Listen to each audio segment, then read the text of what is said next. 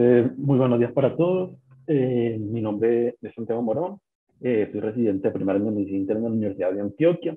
El día de hoy vamos a traer el tema, vamos a hablar sobre problemas clínicos en pacientes con policitemia. Sé que también está incluido en la charla, pues en la programación, el tema de neutropenia. Sin embargo, por lo que abarca solamente el tema de policitemia, y para hacerlo, eh, pues para poder abarcar más cosas sobre pues, el tema de policitemia, pues solamente vamos a centrarnos en problemas clínicos con respecto a esto.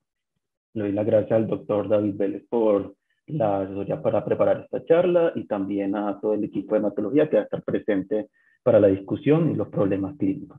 Entonces, empezando con el derrotero que les propongo para el día de hoy, les traigo 4 casos clínicos que vamos a desarrollar.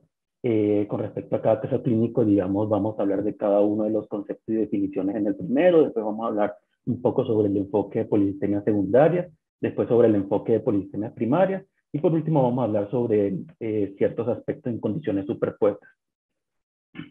Entonces, para empezar, pues empecemos con el primer caso. Se trata de un hombre de 50 años que de manera particular, para ver cómo estaba el tamizaje, se hizo un hemograma, ¿cierto? En el hemograma, pues se resalta que el paciente tenía unos niveles de hemoglobina de 17.1, con unos valores de referencia al laboratorio que andan de 13.5 a 18, ¿sí? Y un hematocrito de 50.5, con unos valores de referencia al laboratorio de 40 a 54. La verdad, el resto del hemograma pues, estaba pues, normal, ¿cierto? La química sanguínea del paciente también. Se le pidieron unos gases arteriales junto con un segundo hemograma para confirmar. Los gases arteriales, pues la verdad, no tenía mayores alteraciones. En el segundo hemograma, la hemoglobina estaba en 16.8 con un hematocrito de 49.6. El paciente, la verdad, tras una revisión por sistemas exhaustiva, estaba totalmente asintomático. También negaba síntomas específicos que se le preguntó para síndrome de apnea obstructiva del sueño. No tenía como tal hallazgo relevante del examen físico, con un índice de masa corporal de 24.6. Hicimos una encuesta donde preguntamos a residentes de tercer año, internistas, donde con este paciente, ¿qué se le haría si consideraban solamente hacerle seguimiento sin estudios adicionales o iniciarle estudios para policitemia primaria en este paciente? Como podemos ver, obtuvimos 13 respuestas, donde el 61.5% de las personas consideraron hacerle solamente seguimiento al paciente, mientras que el 38.5% consideraron iniciar estudios para policitemia primaria. Entonces, hablando un poco del tema, pues, ¿qué es la policitemia? La policitemia se describe, o bueno, se usa el término indistintivamente con lo mismo, con eritrocitosis, para hablar de un aumento en la masa de glóbulos rojos en la sangre, que normalmente se mide por medio del hematocrito o la hemoglobina. Esta puede ser absoluta o relativa. Absoluta es cuando hay realmente un aumento en la masa de glóbulos rojos en la sangre, y relativa cuando en situaciones de hemoconcentración o de depresión de volumen o depresión de plasma, en los valores del laboratorio se ven valores altos de hematocrito y hemoglobina, y pues va a tener a revertir normalmente con el manejo hídrico que se le da a los pacientes según la condición. También pueden ser primarias o secundarias. Primarias se escriben principalmente cuando van a ser independientes, o bueno, no van a ser dependientes de la producción de eritropoyetina, ¿cierto? Y van a ser secundarias cuando normalmente se escriben que son dependientes de la producción de esta para generar la policitemia. Entonces, hablando un poco de aspectos epidemiológicos, se ha descrito que en el ámbito ambulatorio la policitemia se puede hallar así de manera incidental hasta en el 4% de los hombres y en el 0.4% de las mujeres, estableciendo los puntos de corte de la Organización Mundial de la Salud, que van a ser de 16.5 para hombres y de 16.0 para mujeres. Entre un 6 a un 8% y un 2 a 8% de los pacientes con EPOC y con SAO, respectivamente, van a tener algún grado de policitemia secundaria a su trastorno o a su enfermedad pulmonar. Se estima que aproximadamente, ya hablando un poco de las politemias primarias, específicamente la politemia vera, la incidencia puede ser de 0.84 y una prevalencia de 22 por cada 100.000 habitantes respectivamente. Y se han hecho estudios, bueno, se ha visto que en Colombia la edad promedio del diagnóstico cuando se tiene una politemia vera es alrededor de los 60 años, con predominio en hombres, y el 48% de estos pacientes refieren ser sintomáticos, y aproximadamente como un 3 o un 4% van a referir más de 3 síntomas relacionados con politemia vera, por lo cual vamos a tener aproximadamente la mitad de los pacientes que no van a referir síntomas. Entonces, hablando brevemente un poco sobre la fisiología, pues sabemos que la eritropoiesis va a ser influenciada por varios factores, ¿cierto? Los nutrientes, los factores de crecimiento, la función y el número de la célula progenitora, los receptores celulares y factores de transcripción. Y pues en este caso vamos a tener varios factores, donde va a estar el oxígeno, el factor inducible de hipoxia, la proteína hidroxilasa, la proteína de von Hippel-Lindau, la eritropoyetina y los receptores de eritropoyetina. Y acá les voy a ampliar un poco. Normalmente en condiciones de normoxia o condiciones donde no hay hipoxia, pues por medio de la prolina hidroxilasa, los factores inducibles de hipoxia, principalmente el 2-alfa y el 1-alfa, se van a hidroxilar por medio de la proteína de von Hippel-Lindau y va a darse la degradación pues, de esta proteína. ¿Por qué? Porque en condiciones de hipoxia no se da como tal esta hidroxilación, por lo mismo que van las concentraciones de oxígeno, se van a formar dímeros con el factor inducible de hipoxia 1-beta, junto con el 2-alfa o el 1-alfa, y eso pues en las células, por ejemplo, digamos en las células a nivel renal, va a aumentar la transcripción de genes para la producción de eritropoyetina, que finalmente en las células progenitoras se va a unir al receptor y por medio pues del sistema, digamos, del JAK2 y STAT5, que es el principal, digamos, va a activar genes como el BCL-XL, que son genes que van a evitar la apoptosis en estas células y puede aumentar la producción eritrocitaria en estos pacientes. Pues eso en condiciones normales usualmente. Entonces, la politemia en el hemograma, según la Organización Mundial de la Salud, la define por hemoglobina con puntos de corte mayores a 16.5 en hombres y 16 en mujeres. El hematocrito usa un punto de corte de 49% y 48% en hombres y mujeres respectivamente, pero uno al revisar la literatura ve que hay otras referencias que aumentan el punto de corte en hombres a 52%. Este es un estudio que se hizo en el que, es un estudio pues, que se publicó en la revista de la UPB, donde en más de 100.000 donantes de sangre en el Hospital Pablo Tobón Uribe se midieron los valores de hemoglobina y hematocrito en estos pacientes. Se encontró que aproximadamente la media, digamos, en estos pacientes, que la mayoría eran de acá de Medellín, para la hemoglobina en hombres fue de 16 y para la hemoglobina en mujeres fue de 14.1, con un hematocrito con una media de 46.9 en hombres y de 41.5 en mujeres. Vemos que no se sobrepasa mucho los límites superiores pues, que establece la Organización Mundial de la Salud y la verdad se mantiene en un rango muy similar. Es muy importante tener en cuenta el concepto pues, de que la policistemia puede ser absoluta o relativa, a lo que le comentaba al principio. Normalmente la absoluta es porque tenemos un aumento como tal de la masa de glóbulos rojos, ¿sí? Esto se puede, digamos, ver por métodos de medición directa, sin embargo, se comenta que están pocos disponibles estos métodos de medición directa, y normalmente nos basamos en los niveles de hemoglobina del hematocrito. Se dice que si una persona, digamos, un hombre, tiene un nivel de hemoglobina mayor a 18.5 y una mujer mayor, un nivel de hemoglobina mayor a 16.5, es muy poco probable que se trate de una policitemia relativa y esto nos puede reflejar el aumento como tal de una masa de glóbulos rojos sin requerir ya métodos de medición directas de esta. Lo mismo con un hematocrito mayor a 60% en hombres y mayor a 55% en mujeres. También es importante tener en cuenta la clínica del paciente, que en una clínica o por historia clínica vemos que hay riesgo de que tenga depresión de volumen, digamos, porque tiene un episodio diarreico, vómitos, unas quemaduras extensas, fiebre en el contexto de una cetoacidosis, en el contexto de uso diurético, pues uno lo que va a hacer es que si identifica algún factor debería corregir la posible causa de la policistemia relativa y posteriormente hacer otro hemograma para ver, porque digamos en estos puntos de cortes en donde digamos un paciente que tiene una hemoglobina de 17, normalmente uno no va a hacer un método de medición directa por la poca disponibilidad, entonces uno con la historia clínica se puede ayudar para poder orientarse si esta es absoluta o relativa. Ya pasando en esta parte de conceptos básicos, traemos estas preguntas al servicio de hematología, que en un paciente asintomático, digamos, sin causa secundaria, pues que se identifique en la revisión por sistema y el examen físico y pues toda la anamnesis, y con una baja probabilidad clínica una policistemia primaria, porque el es sintomático, no tiene síntomas relacionados, y los valores de la hemoglobina están ahí por encima, pero no tanto, se considera que los valores de corte dictados por la OMS deben seguirse estrictamente para realizar estudios de laboratorio en policistemia primaria. Y segundo, ver si existe algún escenario donde se puede solicitar los métodos de medición directa de la masa de glóbulos rojos. Hola, buenos días, ¿me escuchan? Buenos días, doctor. Señor. Bueno, habla Oliver Perilla del Servicio de Hematología. Este es un escenario, digamos que es bastante común en la consulta externa de medicina interna, en la consulta externa de hematología. Como usted bien lo dijo, el objetivo primario de las primeras valoraciones del paciente deben ser, primero, pues confirmar que esos valores de hemoglobina y hematocrito estén persistentemente elevados y, segundo, descartar las causas secundarias. Recordar pues que hay ciertas patologías en que, a pesar de que los gases arteriales sean normales, pueden haber hipoxemias, digámoslo así, episódicas, tales como el síndrome de apnea hipopnea obstructiva del sueño, en las cuales pues pueden aumentar la eritropoyesis.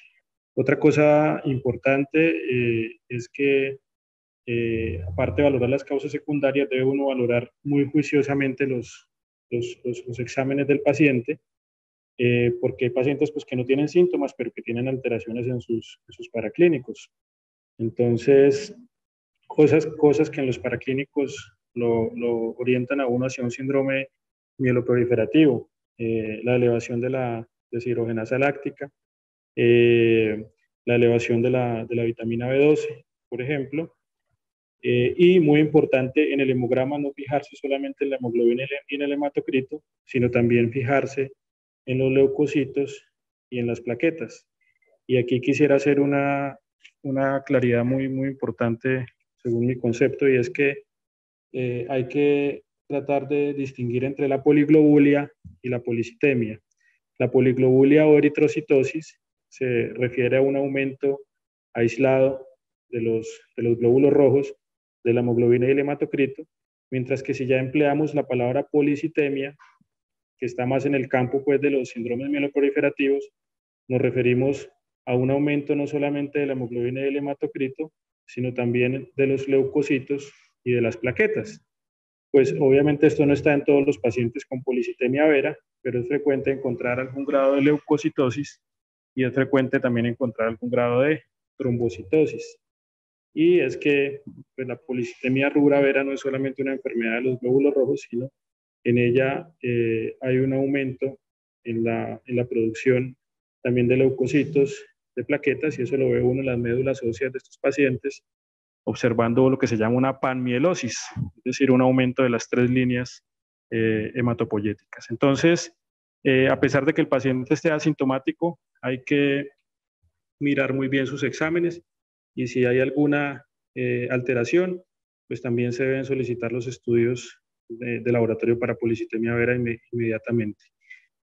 La otra cosa importante es eso que usted nombraba, de que los criterios de la OMS de hemoglobina y hematocrito nos han venido corriendo. En la revisión inicial de 2008 estaban los criterios de hemoglobina mucho más altos, por encima de 18, 18,5. Los han venido corriendo a 16, 16,5. ¿Y cuál ha sido el fin de esto? Poder, digamos, identificar un grupo de pacientes, que es lo que se llama la policitemia enmascarada, y son pacientes que por condiciones tales como, por ejemplo, la anemia ferropénica o condiciones que de alguna forma aumenten el volumen plasmático, enmascaran la verdadera policitemia que tiene el paciente. Entonces, estos criterios, al disminuirlos, al disminuir el valor, han generado que aumente la sensibilidad, se detecten muy bien los pacientes con policitemia, pero a la vez la especificidad disminuya y haya muchos de estos pacientes que cumplen estos criterios, pero que realmente no tienen una policitemia rubra vera. Se sacrifica especificidad en aras de la sensibilidad. Y esa situación creo que se hace mucho más común cuando evaluamos otra variable importante, que es la altura sobre el nivel del mar a la cual vive el paciente. Si nos guiáramos solamente pues, por los criterios de la OMS y nos fuéramos a una población como Bogotá o La Paz, Bolivia, o poblaciones pues, que tienen una altura muy importante sobre el nivel del mar, pues tendríamos que tamizar a todos los pacientes para una primaria. Entonces, yo creo que ahí es donde el juicio clínico es importante. Aparte del estudio que usted nombró, hay otro estudio de acta médica del año 2003, si no estoy mal, de Carmona y colaboradores, en los cuales se establece más o menos una hemoglobina normal para hombres en la ciudad de Medellín alrededor de 16, mujeres de 14, e incluso en el oriente antioqueño esos valores pueden ser de 16,7, con valores extremos, pues límite superior que pueden estar cercanos a 17. Entonces, si es un paciente joven, si es un paciente asintomático, si es un paciente que vive en una altura importante sobre el nivel del mar, sugiero no aplicar tan estrictamente estos criterios de la OMS, sino aplicar criterios más bien relacionados con estas variables que afectan la hemoglobina, de la más importante, pues la altura sobre el nivel del mar.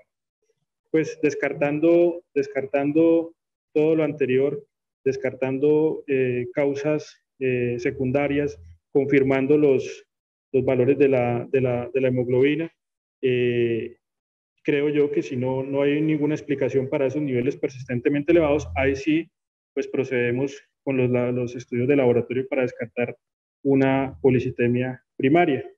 Y ahí muy importante, de pronto más adelante lo vamos a discutir, pero la eritropoyetina ayuda, pero la eritropoyetina tiene sus limitaciones, tanto para detectar causas secundarias como para detectar causas primarias. Y posteriormente la solicitud de la mutación JAK2, pues que está presente en el 98-99% de las causas primarias de policitemia vera, pero creo que la solicitud de la mutación JAK2 debe ser una decisión conjunta entre medicina interna y hematología. Yo creo que se tiene que analizar muy bien el caso y ver si realmente este paciente requiere el análisis de la mutación JAK2. En los criterios anteriores de hace 10, 15 años, para responder a la segunda pregunta, estaba la posibilidad, o dentro de las definiciones de policitemia, estaba la posibilidad pues, de hacer estudios de medicina nuclear para medir directamente la masa de glóbulos rojos a través de la marcación de glóbulos rojos y la marcación de la albúmina para hacer mediciones directas tanto de glóbulos rojos como de volumen plasmático. Eso, pues, duró durante mucho tiempo en los criterios, sin embargo, no es práctico y es porque en muy pocos centros, eh, hablando de Europa o de Estados Unidos, muy pocos hospitales tenían acceso a estos estudios de medición directa de la masa de glóbulos rojos y en nuestro medio todavía menos. Muy complicado hacerlos y yo creo que en este momento no hay ningún centro de medicina nuclear que los esté realizando. Entonces, por esa razón, pues tenemos que confiar pues, en los criterios de la hemoglobina, del hematocrito y todo el análisis que hacemos de los factores secundarios que lo pueden estar alterando. Como les dije antes, es muy importante considerar la altura y ante la persistencia pues, de estos valores en rango elevado en un paciente asintomático, colocando como variable importante la altura sobre el nivel del mar a la cual vive, y todo el resto de la historia clínica, pues obviamente se descarte de causas secundarias, medicamentos, bueno, eso ya lo hablaremos ahorita más adelante. Entonces sí, considerar que estemos ante una policitemia primaria y solicitar para clínicos para descartarla. No sé si respondo la pregunta. Sí, doctor, muchísimas gracias. Profe David, no sé si tenga algo que agregar por No, aquí. yo creo que queda muy claro la respuesta. Es muy difícil no hacer caso a, a un- a unos valores cortos que están establecidos por la literatura de forma clara y que quieren hacer el diagnóstico más temprano de esta enfermedad. Pero lo que dijo el profe es muy claro, hay que hacer un ejercicio adecuado para que tampoco nos hagamos un sobrecosto, ¿cierto? Empecemos a pedir un montón de exámenes de pronto que son innecesarios si no tenemos en cuenta variables como la altura y buscar causas secundarias. Entonces yo creo que el profe lo dejó muy claro. Seguí, hermano. Listo, muchísimas gracias. Entonces, continuando con el caso clínico número 2, se trata de un hombre de 40 años, natural residente acá en Medellín. Como antecedentes tiene un SAOS moderado por polisomnografía que está en espera de titulación de CIPAP y valoración por otorrino. Tiene un hemograma, otro un hemograma que con una hemoglobina de 19, un hematocrito de 57%, el cual se repitió mostrando valores similares sin alteraciones en las otras líneas celulares en el hemograma. También trae unos gases arteriales con una presión de oxígeno de 66. El resto de la bioquímica sanguínea pues estaba normal. El paciente pues refiere que ronca por las noches, cefalea matutina y somnolencia diurna, porque se le atribuyó pues a su diagnóstico de SAJO, sin otros síntomas a la revisión por sistema exhaustiva, y el examen físico pues tampoco tenía hallazgos relevantes, con un mínimo MT de 25, rango de sobrepeso.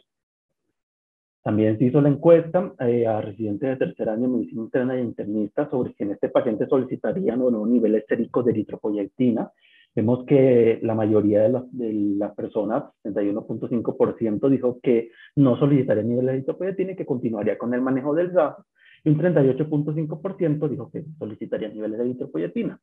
Entonces ya cuando tenemos una poliglobulia absoluta, sí hay que tener en cuenta, o varios sitios nos hablan de que con respecto a la historia clínica y el examen físico, lo primero pues que recomiendan es como tal descartar las causas secundarias que puedan estar explicando la poliglobulia o la eritrocitosis.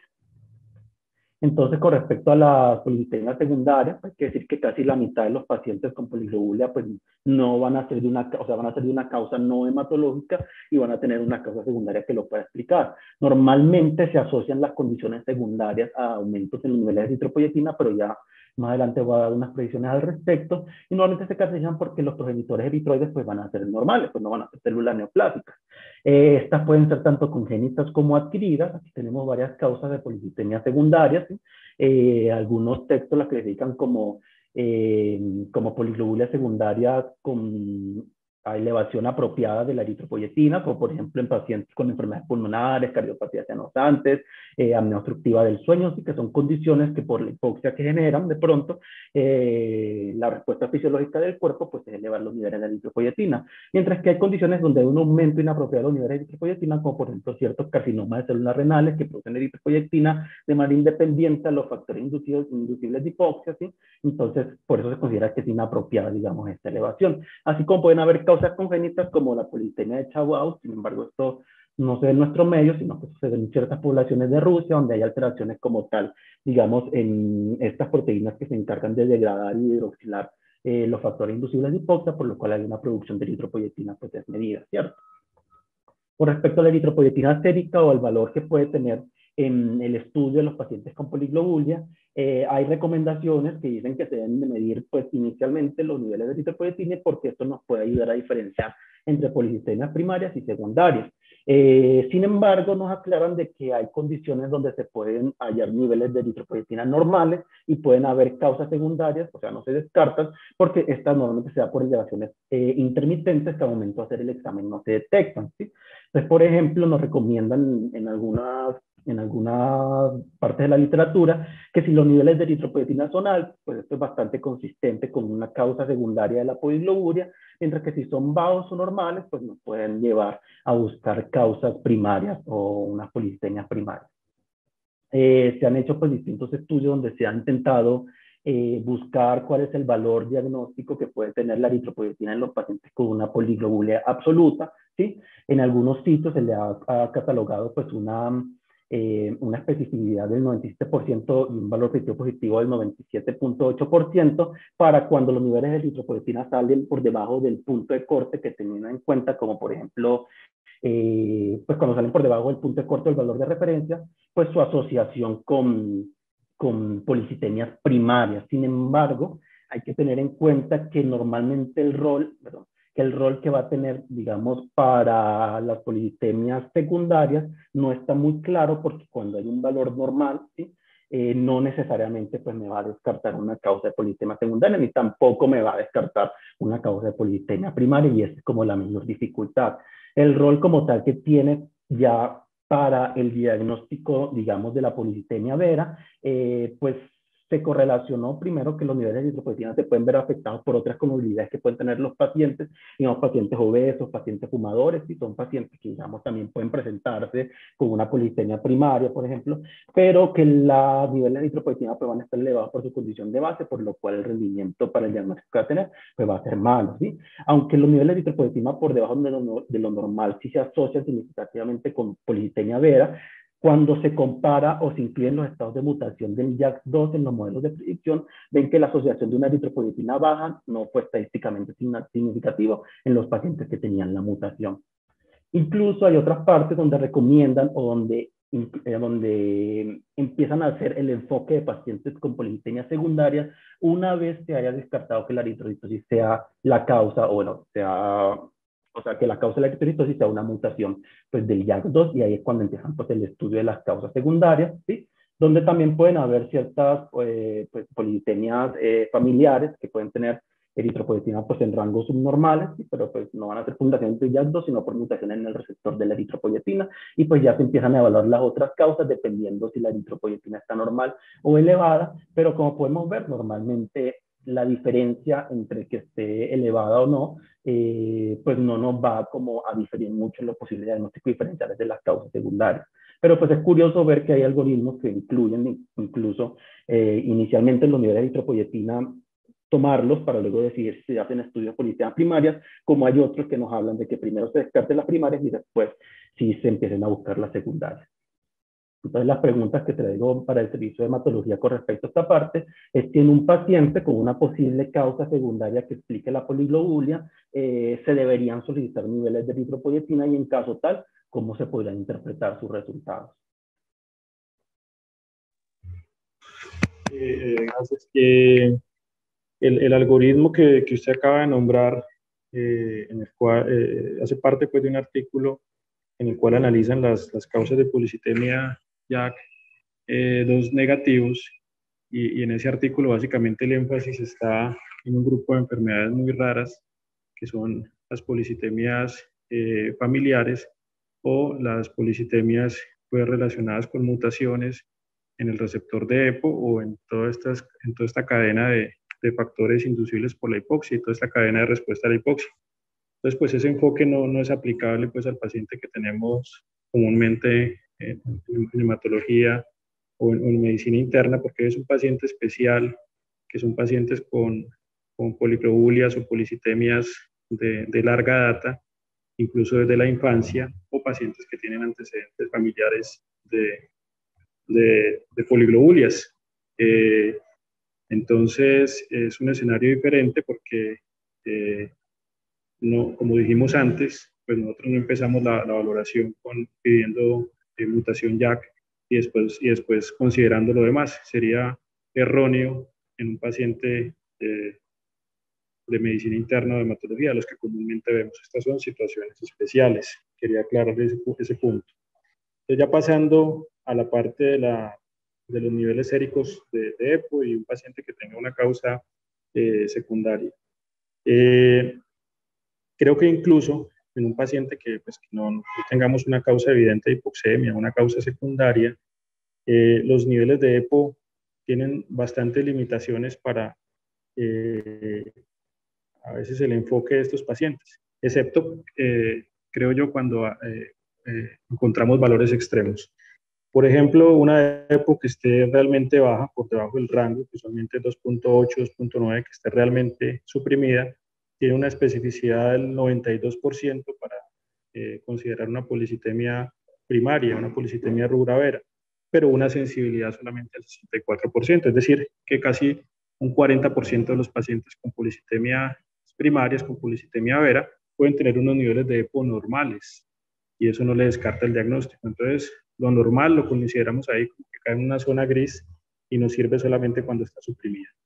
Y cuando tenemos un paciente que tiene una eritropoyetina elevada, eso tiene una especificidad importante, casi el 97-98%, para considerar una causa secundaria, pero una sensibilidad solamente del 47%. Es decir, que hay pacientes con EPOs normales, lo que les dije antes, zona gris, que también pueden tener causas secundarias. Complicando esto, pues está lo que ustedes nos dicen con un paciente que tiene una causa secundaria. En este caso, pues la causa secundaria, ¿qué puede generar? Un aumento pues en los niveles de eritropoyetina. Sin embargo, pues nosotros, pues, por la historia clínica, por el diagnóstico que tenemos, pues ya sabemos que tiene una causa evidente de un aumento de sus niveles de hemoglobina. Y creo que no necesitamos en ese momento una eritropoyetina para saber esto y para considerar que lo primero que tenemos que hacer en un paciente que no tenga ningún hallazgo que nos oriente a ese síndrome mieloproliferativo, lo primero que tenemos que hacer es manejar esa causa secundaria.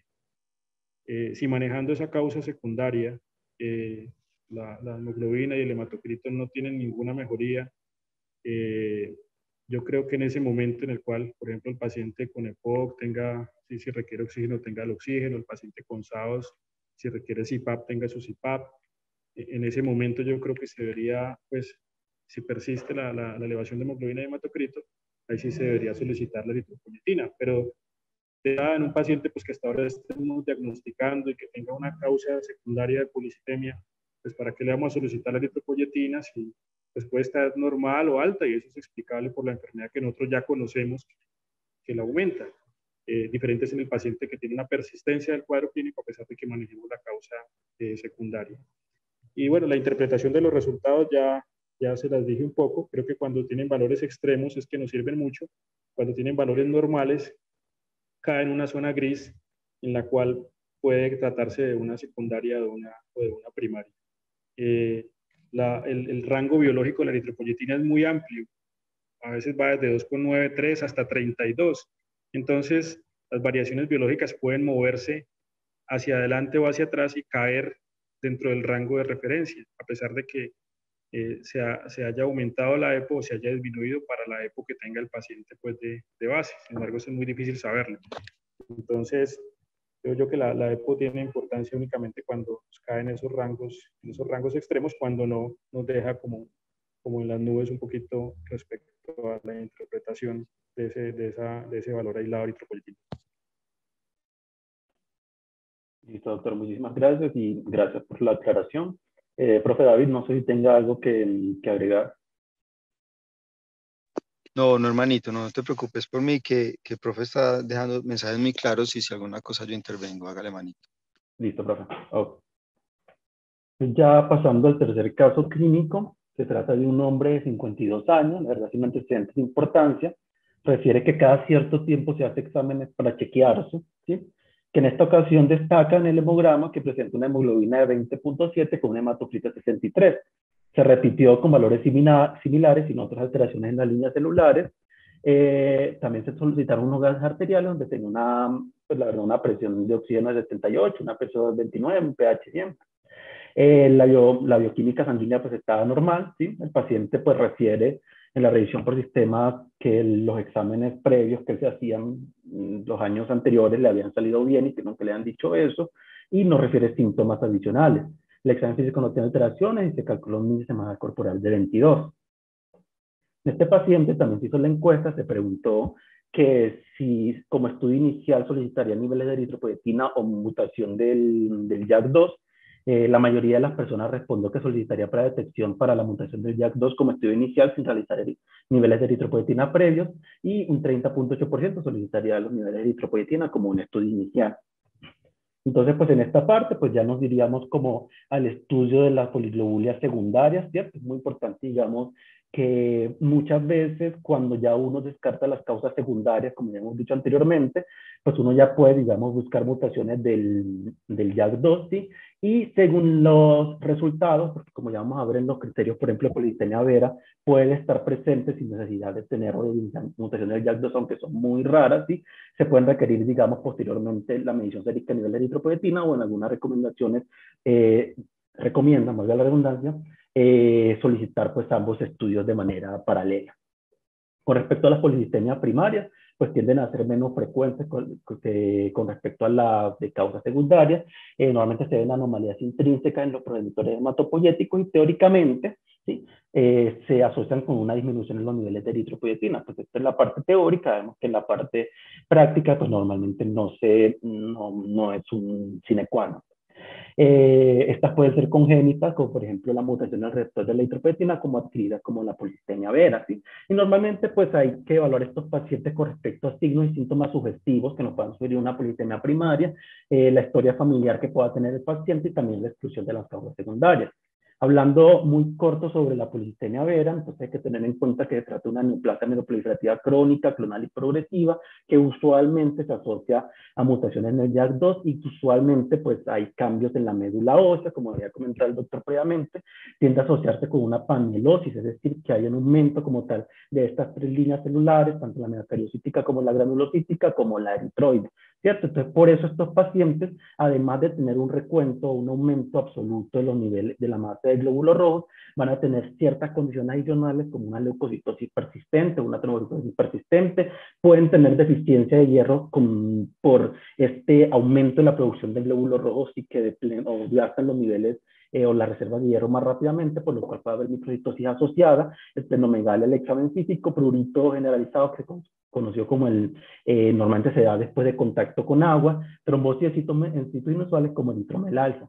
También pueden haber ciertos síntomas de hiperviscosidad que pueden ser muy inespecíficos, como dolor torácico, dolor abdominal, mialgia, debilidad, digamos, alteraciones o pérdidas transitorias de la visión, como pues otros hallazgos. Sin embargo, hay que tener en cuenta que muchos pacientes con polisistemia vera se descubren incidentalmente en un hemograma solicitado por otra razón y que hasta la mitad de los pacientes al momento del diagnóstico pueden no manifestar ninguna sintomatología asociada. Asimismo, hay que tener en cuenta que ciertas mutaciones en el JAK2 como las que se dan en el exón 2, ya que la más frecuente es la del exón 14, se relacionan, digamos, con menos hallazgos de panielosis en los estudios de médula ósea, por lo cual a veces pueden tener relaciones aisladas solamente de los eritrocitos sin alteración de otras líneas celulares, y es una posibilidad quizá un poco menos frecuente, pero que hay que tener en cuenta. Estos son los criterios de la OMS para el diagnóstico, una hemoglobina, un hematocrito por encima de los rasgos de referencia que ya usan, y todavía incluyen un aumento en la masa del glóbulo rojo mayor al 25% del valor de referencia. También está que en la biopsia médula ósea se muestra una hipercelularidad en crecimiento de los tres linajes, ¿sí? O la presencia de la mutación del JAK2, digamos en el exón 14 o del JAK en el exón 12. Y el criterio menor que aún todavía se tiene en cuenta es que los niveles de eritropoyetina sérica estén por debajo de lo normal. Normalmente el diagnóstico se hace con 3 criterios mayores o con 2 criterios mayores y el criterio menor. Entonces hay que tener en cuenta que en algunos pacientes, en los pacientes que tienen poliglobulia, normalmente muchos textos recomiendan que según la historia clínica y según el examen físico del paciente, uno puede decidir pues de entrada, ¿sí?, solicitarle los niveles del JAK2 si el paciente tiene alguno de los síntomas característicos que le comenté previamente en polisistemia primaria, ¿cierto? Y en caso tal de que no, solicitar los niveles de eritropoyetina, pues para ver si se hacen estudios con respecto a los resultados que se tengan, ya sea de causas secundarias o de otras causas primarias y salen bajas. Sin embargo, eso tiene ciertas dificultades. Primero, hay descripciones en donde hasta un tercio de los pacientes con polisistemia vera van a presentar eritrocitosis aislada, ¿sí?, independientemente de la mutación del JAK2 que tengan. Adicionalmente, los pacientes con la mutación en el exón 12, que se pueden ver que hasta un 2 a un 5% de los pacientes con PD pues van a tener esta mutación, van a tender a tener recuentos de plaquetas y leucocitos pues más bajos al momento del diagnóstico que en los pacientes con la mutación en el exón 14, por lo cual quizás en el hemograma uno no va a tener esta ayuda de tener, digamos, aumento de otras líneas celulares como para uno sospechar de entrada una polisistemia, ¿cierto? Y también se ha escrito que hasta el 50% de los pacientes no describen síntomas al momento del diagnóstico, como les comenté previamente, y que quienes presentan síntomas, solamente un 4% van a necesitar más de 2 síntomas específicos, quizás no orienten al diagnóstico de manera inicial. Entonces aquí quería traer las preguntas para el servicio de hematología, que es en el estudio de una polisistemia primaria en un paciente asintomático y asignologico, ¿cuál sería el estudio que el servicio de hematología nos recomienda utilizar en primera instancia? Niveles de eritropoyetina, mutación del JAK2 sin nivel de eritropoyetina, o pedir ambos estudios simultáneamente. Yo quiero aquí hacer como entonces, bueno, hagamos la salvedad de lo que hemos estado haciendo, ¿cierto? Para que la gente tenga un orden. En el primer caso clínico que mostramos, vimos que fue un paciente que no tenía ninguna comorbilidad, ningún síntoma y que presentaba una leve elevación de la hemoglobina, casi en el límite de lo que nos dice la Organización Mundial de la Salud. Y en ese caso quisimos resaltar esos valores cortes de hemoglobina de la Organización Mundial de la Salud, que sí sabemos que son estrictos, que ganan en sensibilidad, pero no en especificidad, pero la conclusión fue muy clara por parte del profe, y es seguir esta recomendación, pero haciendo un ejercicio clínico previo, adecuado para evitar sobrecostos en examen, especialmente considerar la altura y realmente hacer el ejercicio de descartar causas secundarias con precisión. Miren que el segundo caso ya fue un paciente que tenía una clara causa secundaria Y acá quisimos hablar mucho de la EPO y cómo es difícil de interpretar, y la conclusión fue muy interesante, pues a pesar de que vieron la encuesta, habían divergencia en los resultados de lo que contestaron los internistas y los residentes. Finalmente es mejor y es más sano como a estos pacientes primero tratar la causa secundaria, porque la EPO nos puede enredar, ¿cierto? Pero ya entonces este caso es el paciente, profe, que tiene una hemoglobina muy, muy elevada, ¿cierto? En el que probablemente uno ya va a quedar más intranquilo. Y entonces queríamos preguntar eso, o sea, ¿deberíamos de esos pacientes primero pedirles la eritropoyetina o de una vez pedir la mutación JAK2? Teniendo en cuenta que el paciente, le estamos hablando del paciente asintomático. Sí, bueno, este caso, pues, digamos que plantea varias cosas. Una es que aisladamente, pues, los niveles de hemoglobina y hematocrito, el valor absoluto como tal no es útil para distinguir entre una policitemia primaria y una secundaria. Eh, Todos hemos visto, pues, pacientes con policitemias veras, hemoglobinas mayores a 20, 22, pero también hemos visto con hemoglobinas limítrofes. Y a la inversa también hemos visto pacientes con EPOC, pues con poliglobulias muy elevadas. Entonces, pues ese valor aislado, digámoslo así, de la hemoglobina y el hematocrito, se traslapa mucho entre las causas primarias y secundarias. Pero pues en este caso, de este paciente asintomático, asinológico, el servicio de medicina interna le ha hecho una valoración muy completa de las causas secundarias, de sus causas, de su historia familiar, medicamentos, comorbilidades, y no se encuentra pues ninguna cosa pues que oriente hacia una causa secundaria. De todas formas, consideraría yo pedir la eritropoyetina y considerar muy seriamente también de entrada, casi que concomitantemente, pedir la mutación JAK2. Yo creo que pedirlas ambas. La EPO, si ustedes se fijan en los algoritmos, la mayoría de los algoritmos está ubicada dentro del enfoque inicial, dentro del enfoque de búsqueda de causas secundarias. Ahí casi siempre inmediatamente están los valores de eritropoyetina. Y ya después, si el paciente pues no se encuentra ninguna de estas causas, la EPO no aporta nada, viene el JAK2.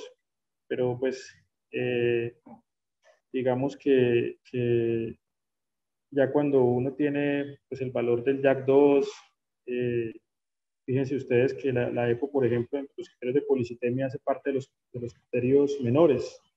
Es decir, por todos estos problemas que nosotros habíamos mencionado, la han bajado pues de los criterios mayores a los criterios menores, y ha entrado el JAK2 y la médula ósea y los valores de hemoglobina y hematocrito como criterios mayores. Entonces, creo yo que en este paciente le haría EPO también, pero como se ha hecho una valoración juiciosa, no ha habido causas secundarias que ustedes hayan documentado, casi que de entrada también le haría la mutación JAK2. Digamos que para tomar posición, le haría casi que simultáneamente. Y aquí dice la segunda pregunta: ¿se debe solicitar mutación del JAK2? Si se decide solicitar mutación del JAK2, ¿se debería solicitar JAK2B617F o mutación del exón 12? Ahí sí, digamos que no hay como campo a la duda. Hay que pedir JAK2B617F, porque es la que se encuentra en el 95-98% de los pacientes. La mutación en el exón 12 pues es mucho más rara, y necesita usted secuenciar pues todo el exón, es mucho más costosa, y yo creo que no es costo efectiva hacerla de entrada, porque el 95-98% de los pacientes va a ser negativo en el caso de las policitemias rubra B. No, pues si Doctora, la muchas gracias. primera, y en este paciente, si esa primera, ese primer JAK2 B617F sale negativo, un punto de buena práctica clínica es luego continuar el estudio con esta del exón 12, o pararíamos ahí en este paciente, del caso Yo clínico. creo que hay que, si no le hemos hecho un examen de médula ósea, sería el momento en hacerle un estudio de médula ósea. mirar si tiene hallazgos sugestivos de síndrome mieloproliferativo, la panmielosis, las alteraciones en la morfología de los megacariocitos. Y en ese caso, si el JAK2 es negativo, pero tiene una médula ósea sugestiva de mieloproliferativo digamos, un cuadro clínico que no aporta pues como para causas secundarias, o una clínica que nos sugiere de entrada alguna causa mieloproliferativa, clínica o de laboratorio, en ese caso lo siguiente sería hacer una mutación del exón 12. Pero fíjese que, por ejemplo, las guías británicas contemplan la posibilidad también de que pues, uno pueda hacer un diagnóstico de una policitemia incluso sin teniendo el JAK2B617F negativo apoyado en la biopsia de médula ósea, cuando en el medio es difícil hacer esta mutación del exón 12, porque es que hasta hace poco realmente no la teníamos disponible y en muchas partes del mundo no se puede hacer. Entonces, eso no nos impide tampoco, en un cuadro clínico muy sugestivo, con médula ósea muy sugestiva, poder decir que el paciente tiene un síndrome mieloproliferativo, una posible policitemia rubra verde. Perfecto, profe, gracias. Sigamos con el otro casito, Santiago, que es el último. Listo, profe. Entonces, el cuarto caso que traemos, en esta parte es un poquito más corta, pero es como para considerar ciertas posibilidades. Un hombre de 55 años con un antecedente de un EPOC GOL1 con diagnóstico espirométrico, fumador activo con un IPA hasta la fecha calculado de 30 paquetes años, se halla en este momento hospitalizado en el contexto de un SB isquémico con compromiso de la arteria cerebral media. Entre los estudios del TOAS que le ha hecho neurología, todavía no han encontrado etiología. A la revisión por sistemas no tiene otros hallazgos diferentes a los propios de su enfermedad actual. De un hemograma con una hemoglobina de 18.5, un hematocrito de 56, sin otros hallazgos celulares. También unos gases arteriales pues, como sin mayores alteraciones significativas, una bioquímica sanguínea normal, que es un perfil lipídico pues, no muy por fuera del rango, una hemoglobina glicada de 6.2, y el examen físico, además del compromiso motor, pues no tenía otras alteraciones, mantuvo cifras tensionales normales durante toda la estancia hospitalaria con un índice de masa corporal de 27. Entonces, en este paciente, preguntamos si lo estudiarían para una policitemia primaria. Vemos que casi el 70% de las personas dijo que sí, y mientras que un 30% pues dijo que no lo haría. En este caso, Sí. pues lo que hicimos, ¿cómo? Sí, contamos, Santiago. Este caso, pues, como pensando que, digamos, que en los pacientes que pueden tener una posible explicación secundaria de su politemia, pues, además de esto, pues, puedan tener una politemia primaria agregada, porque, pues, no es algo que lo excluya. Quise traer este reporte de caso que se publicó en el 2020, ¿sí? En un paciente que tenía, en un paciente de 57 años, que se le hizo diagnóstico de POC por espirometría, que se le halló una politemia incidental. Inicialmente se lo asociaron pues a la EPOC del paciente, no tenía otros síntomas de politemia, tenía esplenomegalia, el examen físico. Posteriormente, no le informan bien en el artículo el por qué, pero sí le pidieron una detección pues de mutación del JAK2, donde se halló pues, que el paciente tenía una mutación del JAK2 B617F, ¿sí?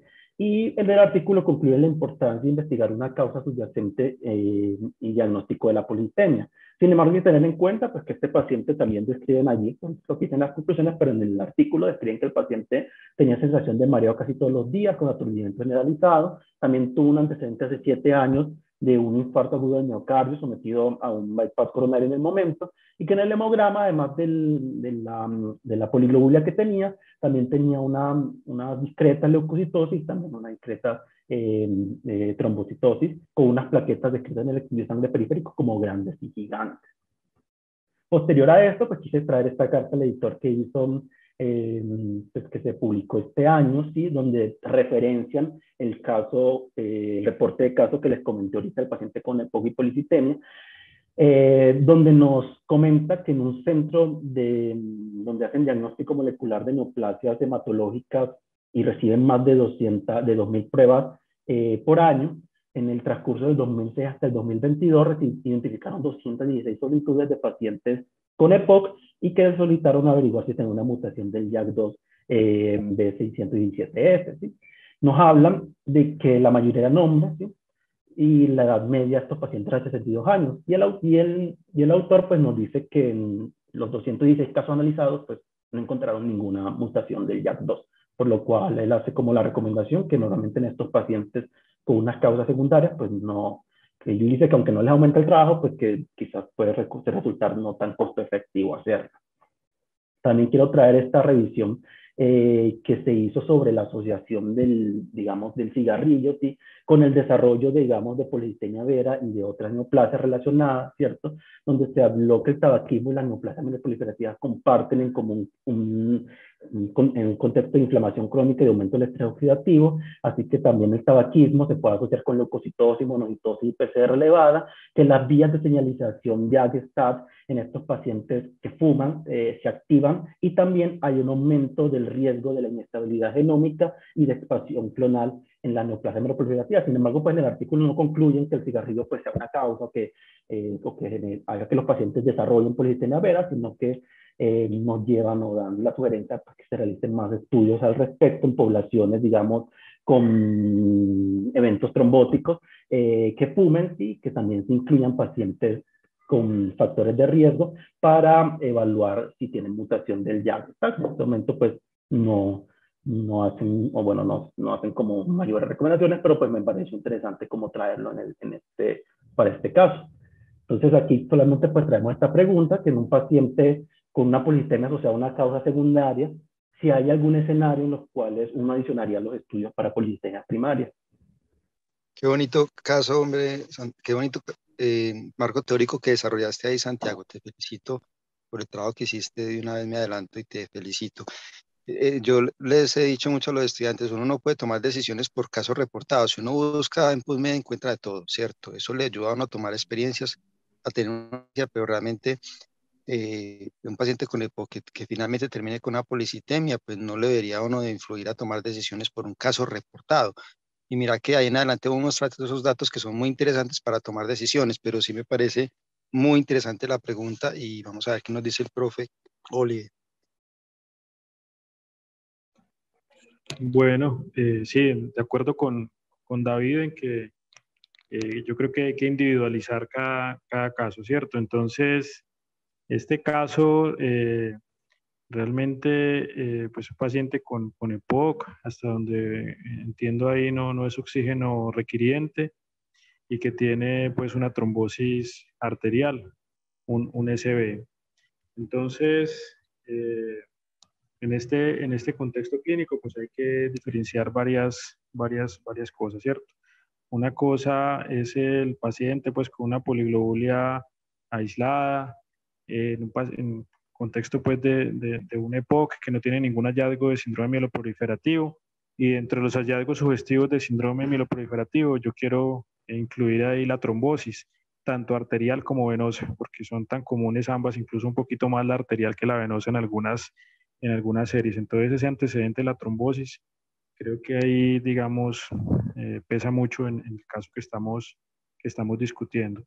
Entonces, como lo habíamos dicho antes, pues en paciente con EPOC, sin ninguna otra cosa que nos lleve a mieloproliferativo, pues tratemos el EPOC, tratemos la hipoxemia si la tiene, miremos la evolución de la hemoglobina y el hematocrito, evaluemos otras causas secundarias y ya tomamos decisiones pues cuando tengamos más compensado al paciente respecto a meternos en buscar otras cosas más raras y que son infinitamente más raras, porque es que es mucho más común una policitemia secundaria, poliglobulia secundaria al EPOC que una policitemia vera, muchísimo más común pues obviamente la del EPOC. Pero en el paciente que tiene hallazgos de síndrome mieloproliferativo, que tiene trombosis, pues tenemos que tener, digamos, un umbral un poquito más bajo para continuar adelante con el algoritmo de policitemia primaria, incluso a pesar de que tenga una enfermedad pulmonar.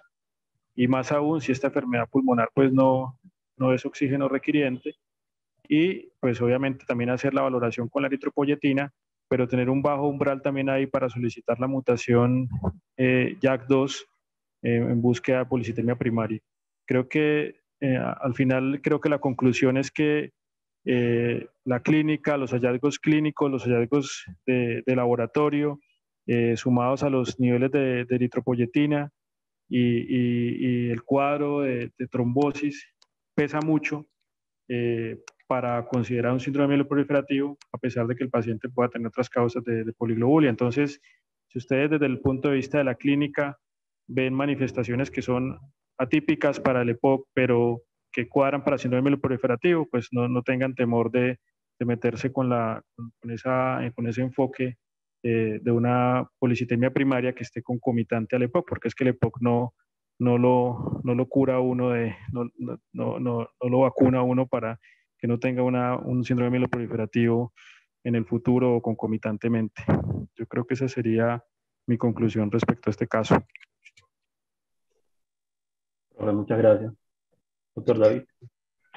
No, pues no, agradecerle mucho al profe Oliver porque fue muy claro con sus preguntas. No sé, alguien está levantando la mano, pero no lo identifico. Aníbal García, démosle la palabra a ver, y también a Mariana. El doctor Aníbal quiere preguntar algo, si quiere se presenta, profe.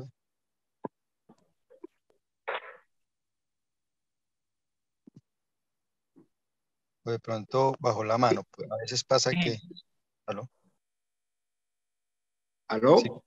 ¿Sí? Quisiera preguntar, yo soy alumno del maestro Francisco Cuellar.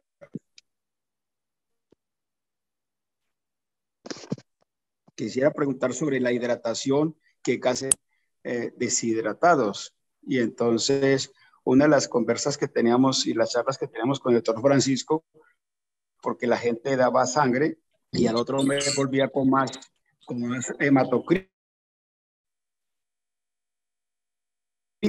o a los 2 meses.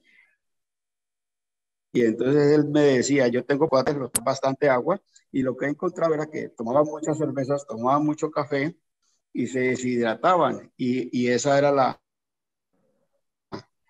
la poliglobulia que presentaban. Entonces, no sé, no he visto ni he oído sobre ver la hidratación, de qué tanta cantidad de agua está tomando. Yo soy médico general y trabajo por acá en Zarzal Valle. Listo, la señal no se escuchó muy bien, pero entiendo que lo que estaba preguntando era como las condiciones, de pronto que las recomendaciones que uno le puede dar al paciente antes de tomar la muestra, y si el hecho de que el paciente no tome suficiente agua, haya tomado licor y todo, puede influir en el resultado, profe. Sí, respondiéndole pues al doctor, claro que sí. Yo creo que dentro del enfoque hablamos inicialmente de que había una eritrocitosis relativa, y esa se presenta precisamente en los estados de deshidratación, porque hay una disminución del volumen plasmático en relación con la masa de eritrocitos. Y la situación más común es el paciente con deshidratación. Entonces, creo que es muy importante esa observación que hace, porque esa es una de las recomendaciones que se le da al paciente, ¿cierto? Que no vaya a ir a tomarse los paraclínicos pues, después de haber hecho un ejercicio físico extenuante, o después de haber estado, digámoslo así, tomando bebidas alcohólicas en el día anterior, o cualquier otra condición pues, que se asocie a deshidratación, o que esté cursando con una diarrea en ese momento. Son cosas que suenan a veces como muy lógicas, pero que a veces el paciente, porque tiene que tomarse el examen ese día, va en cualquier condición a tomárselo y puede ir deshidratado. Y si no estamos pendientes de eso, pues nos metemos en todas estas honduras de la EPO y del JAK2 en un paciente que de pronto sencillamente tenía una deshidratación.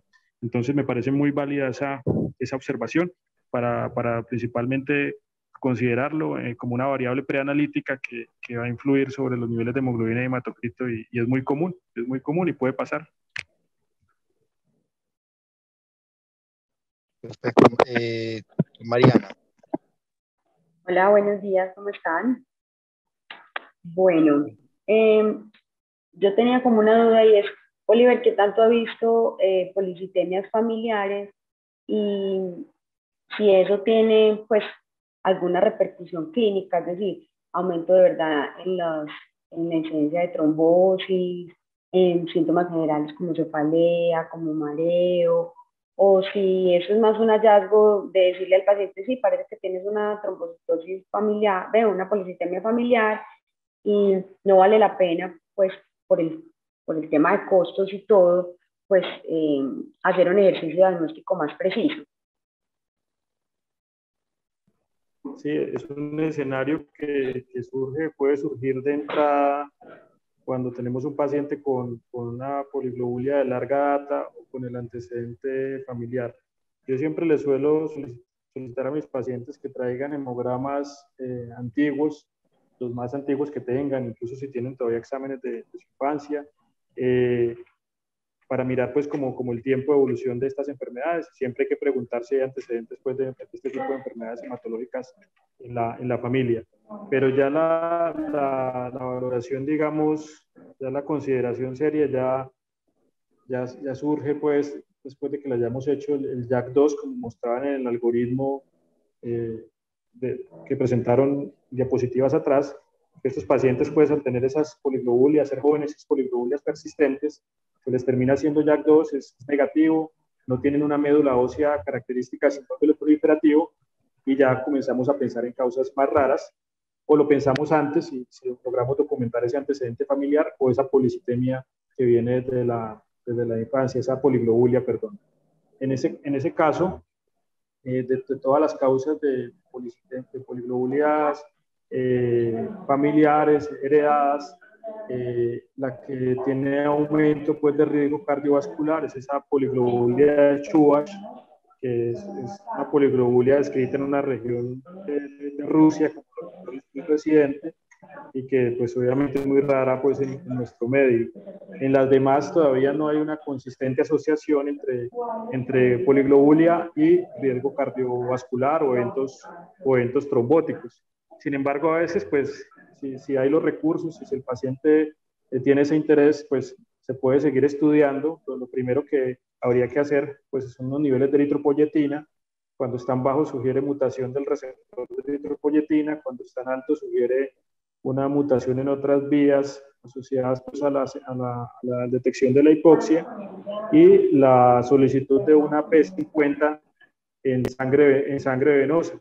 La P50, como ustedes recuerdan, es la presión de oxígeno a la cual se logra una saturación del 50% de la hemoglobina. Es la curva, un resumen de la curva de asociación que puede estar corrida hacia la izquierda o hacia la derecha en determinadas causas de poliglobulias pues, familiares o heredadas. Y ya con esos dos exámenes uno enfoca las posibles causas, y si hay posibilidad de hacer pruebas genéticas dirigidas hacia algunas de estas mutaciones de estas proteínas, pues se realizan.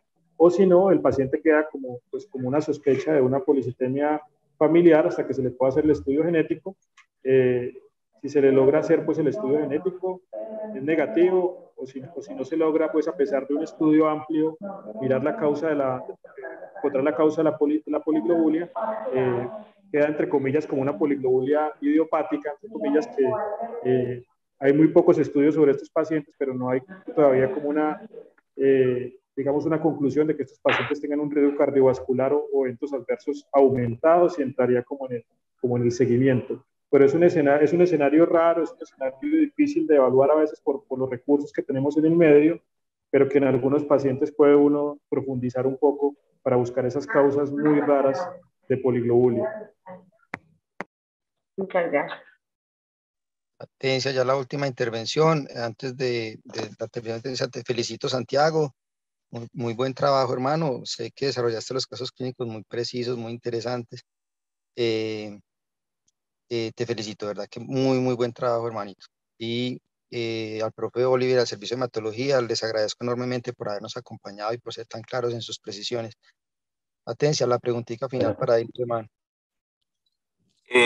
Bueno, gracias a Santiago y gracias al profe Oliver. Yo quería comentarles que alguna vez tuve la oportunidad de ver un paciente con policitemia con el profe Oliver, y una de las cosas que nos llamó la atención, o que me llamó a mí mucho la atención y que aprendí en aquel momento, era que los pacientes con neoplasias hematológicas no están todos en el mismo estadio de la enfermedad.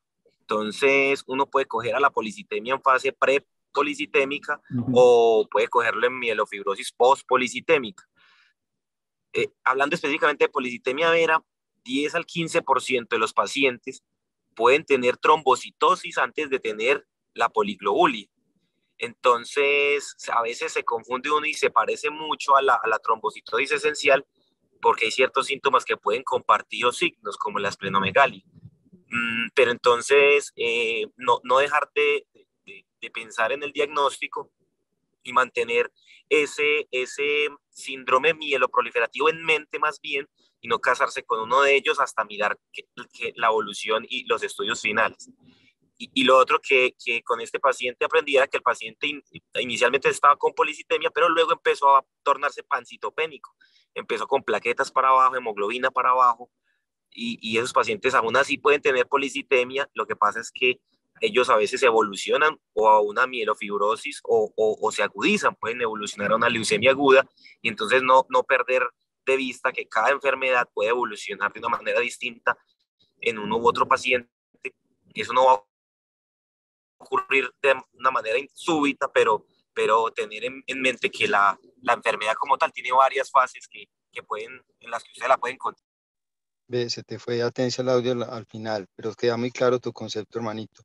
Pero sí, no le volvió el audio. Profe, muchas gracias de verdad que muchas gracias, que estén bien y tengan un feliz día.